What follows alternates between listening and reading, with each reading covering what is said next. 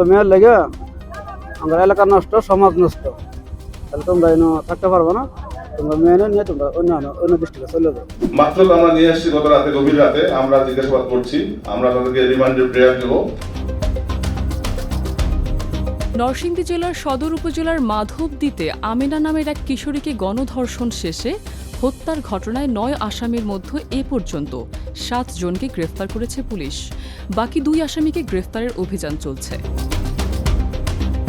আজ সকাল ১১টায় নরসিংদী পুলিশ সুপার কার্যালয়ে এক সংবাদ সম্মেলনে এসব তথ্য জানান পুলিশ সুপার আব্দুল্লাহ আল ফারুক। ধর্ষণ এবং খুনের সাথে জড়িত ছিল ৪ জন। এছাড়াও এই ঘটনাকে কেন্দ্র করে সালিশ বৈঠকে জড়িত ছিল আরো ৫ জন।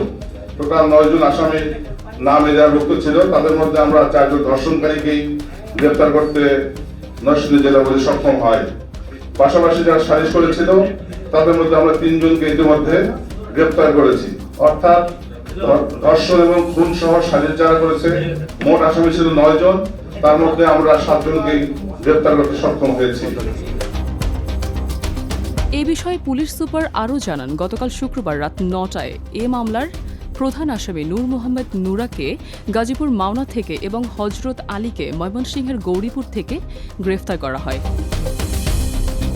এর আগে ২৬ ফেব্রুয়ারি রাতে ও ২৭ ফেব্রুয়ারি সকালে ৫ আসামিকে র্যাব ও জেলা পুলিশ অভিযান চালিয়ে মাধবদী থানার কোতোয়ালি এলাকায় হোসেন বাজার থেকে গ্রেফতার করা হয়।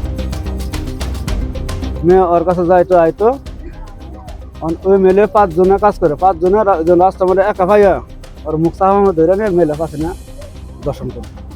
ওর আর কয়েকজন দেখছে, দেখে দৌড়ে গেছে, ধরবার লেগে ধরা হয় না, সাইডে দেখে গেছে। পরে মেরে নিয়ে আমার কাছে দিছে। তারপরে ৩ দিন পরে ইমরান বাপ কইতাছে আমার নম্বরে বাজার ডাক্তার তোমার মেয়ের লেগে আমরা এলাকা নষ্ট, সমাজ নষ্ট, তাহলে তোমরা এনে থাকতে পারবো না। তোমরা মেয়ে নিয়ে তোমরা অন্য ডিস্ট্রিক্টে চলে যাবে। এই ঘটনায় ২৬ ফেব্রুয়ারি বৃহস্পতিবার রাতে নিহত আমেনার মা আফিয়া বেগম বাদী হয়ে ৯ জনকে আসামি করে মাধবদী থানায় একটি মামলা করেন। মামলার প্রেক্ষিতে পুলিশ ২৬ ফেব্রুয়ারি ৪ জন ও ২৭ ফেব্রুয়ারি ১ জন এবং সর্বশেষ ২৭ ফেব্রুয়ারি রাতে প্রধান আসামি নূর মোহাম্মদ নুরা ও হজরত আলীকে গ্রেফতারের মাধ্যমে মোট ৭ আসামিকে গ্রেফতার করতে সক্ষম হন। আমরা জেলা পুলিশের মাধ্যমে আশ্বস্ত করতে চাই নরসিংদীবাসীকে যে অপরাধী যেই হোক তাকে আমরা দ্রুততম সময়ে আইনের আওতায় নিয়ে আসবো এবং তাদের শাস্তি নিশ্চিত করবো ইনশাআল্লাহ। এবং এই বিষয়ে আপনাদের সাংবাদিক ভাইয়েরা যারা আছেন অতীতে আমাদের হেল্প করেছেন, সহায়তা করেছেন, ভবিষ্যতেও করবেন বলে আমরা বিশ্বাস করি।